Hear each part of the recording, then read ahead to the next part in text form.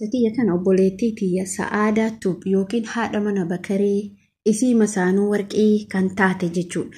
Sa'aadaan kaleessa akkamitti ilmaan dhaltee akkamitti Bakareen ilmaan isii ji'a 9 garatti baattee Yaman keessatti waggaa meeqa guddisataa turtee wajji ciqamtee akirarra fuutee biyya galfattee biyyatti illee gaaf inni niitii biraa fuudhe kaatee fiidee ilmaan isiinitti galte. Har'a Bakareen waan isii wajji taate rakkate waan ofii wajji ta'an hunda odoo argu Sa'aadaa ilmaan tiyyaa obboleessa isiititti bilbila ilmaan tiyyaa warra kiyyatti naarare warra keessallee baadiyyaatti naarare nutis baadiyyaarra dhalannu baadiyyaarra guddannus garuu immoo haati ilmaan isiiti jettee fiidee lafa baqaati achitti galte akkamitti ilmaan biyyatti rartee ofii bakka feetee deemtee bashannante sammuu akkami nama akkami ati sammuu kamaalii yaadda sammuun kee sammuu lukkuuti lukkuunuu hin yaaddan gadi yaaddu jechuudha.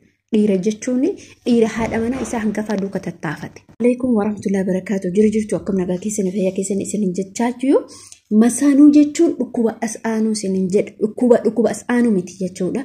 Viidiyoo kana like godhaa, share godhaa, subscribe godhaa. Sa'aadaa birallee nagaa Bakaree birallee Masaanuu Sa'aadaa san birallee nagaa jechuudha.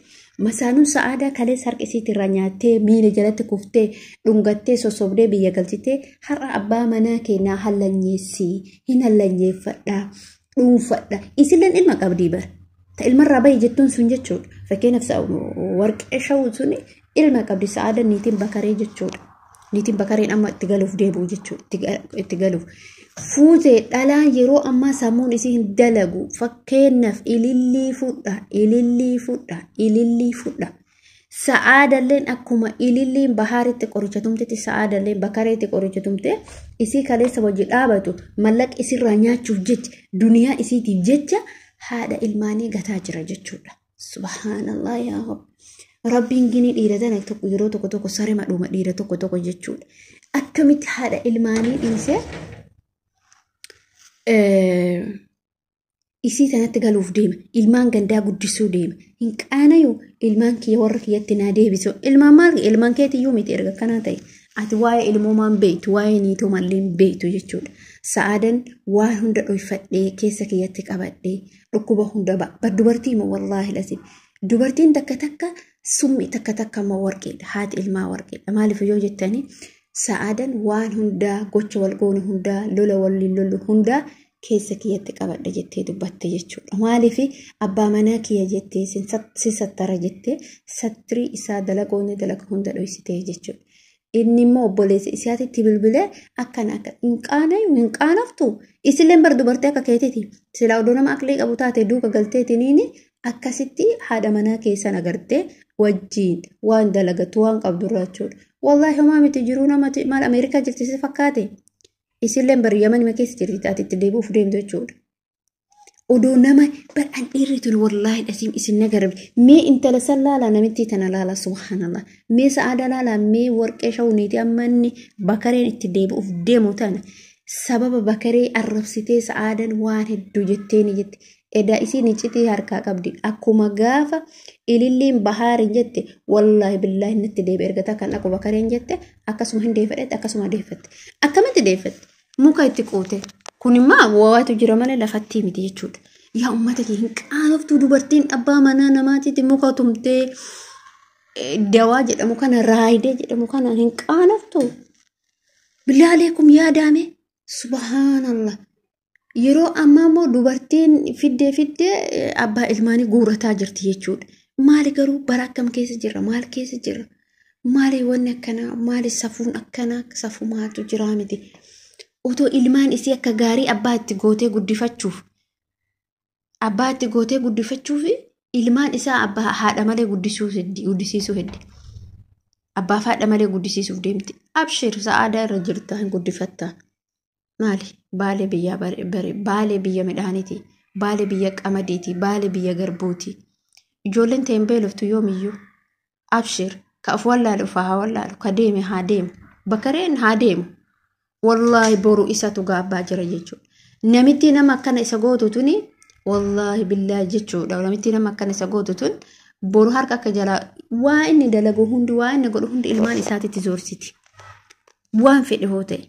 Ilma ofiitii yaada bar namni gisee amma ilmaan ufiitii yaada. Inni har ilmaan isaati yaaduu dhiisetini ilmaan nama tokkootti yaada jechuudha.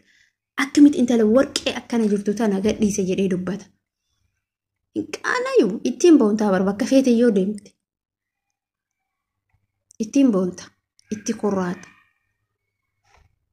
Maa isiin sun maaliif deemte sitti heerumti? Ilmaan ufaa qabattee maafid sitti fiddi? Bakka amallaquma teettee nyaachuudha jechuudha. Sa'aadan akkuma isii sanitti duniyaa sitti gadhiisuu dhabde jechuudha. Bar sa'aada wanni xaartuuf illee ilmaan isiitiif malee siifi miti. Ilmaan isiitiif xaaraa jirti jechuudha. Ni badii wallaahi dhasi. Itaa dhiirri tun takka saree seessallee.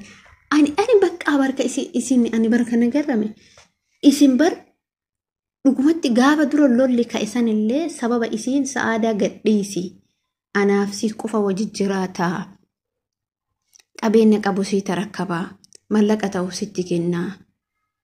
Jette sanee gaasa lola cimaatu ka'aa ture sa'aadaa gadhiisuu ga'e jechuudha. Gaasa namittiin tun inni dhaadatte. Maaliif dhaadatte? Hin beeyti akka inni humna hin qabne, akka inni onnee hin qabne, onnee isirraa fagaatuun hin qabne beeyti. Waa hedduu wal godhan isa hiisiftee jechuudha. Waa hedduu isa goosifte. Hin deebi'aa. Sareen kun maaliin kun jettee isa arrabsitee waa hedduu isaan jette bakka dhima kanaa jechuudha. Waa hedduu isaan jette. Billaa aleekum isi warroonni dhiiraa akkamitti yaaddan? Sammuun keessaa maa inni? Akkamitti si yaaddan bichaatu na dhibee bara. Akkamitti yaaddan? Har'ayyoota haadha ilmaanii dhiise ilmaan gaddaa guddisuu deemtu hin qaanoftu bakari hin qaanoftu billaa aleek hin qaanoftu. Ajaa'iba wallaahi lasiin baay'ee tokkotti nama dhibaa. Obboleeyyan kiyyaa warroonni dubartoonni keessattuu warroonni abbaa manaa fudhachuuf fiidan wallaahi hin fiigina hamma dandeettaniin waa hedduu sila waa hedduu haasamaa dubbadha garuu waa hedduu dubbatamuun hin taatu. Maaliif namni namaaf nama dhabaa ofiif of dhabaa garuu immoo dubartiin abbaa manaa namaa fudhachuuf hin fiigina. Boru maal ta'a jedhe du'a jiru jira wallaahi ka dura du'ullee hin beekamu jechuudha. Har'a inni ilmaan tiyya baadiyyaatti deebisii ofii akka feete deemee jechuun isaa suni wallaahi waan fokkataadha. Waan arraba isaatirraan baan waan hiriyaa isaallee wallaahi hedduu takkatti dubbatee jira jechuudha. Waan garaa nama nyaatudha. Maaliif yoo jettan obboleeyyan kiyya kuni waan fokkataadha. Sa'aadaa jechuun nama warqee namaati wallaahi bifallee waa tokkotti hin hafne.